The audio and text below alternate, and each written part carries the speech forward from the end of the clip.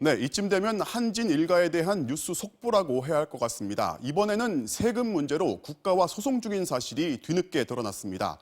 한진그룹의 창업주인 고 조중훈 회장의 스위스 비밀 계좌에 대해서 국세청이 수백억 원의 상속세를 내라고 했는데 한진 일가는 내지 못하겠다는 겁니다. 임소정 기자입니다.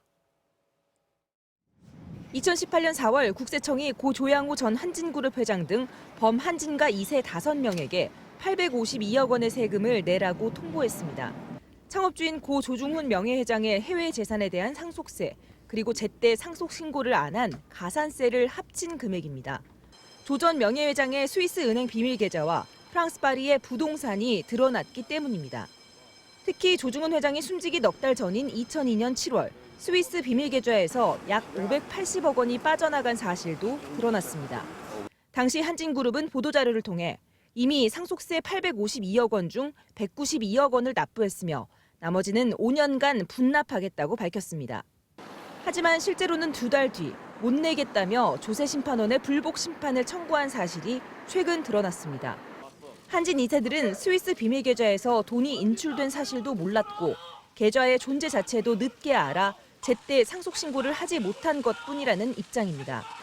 이 주장대로라면 상속세 징수 기간인 10년이 지나 세금을 내지 않아도 됩니다.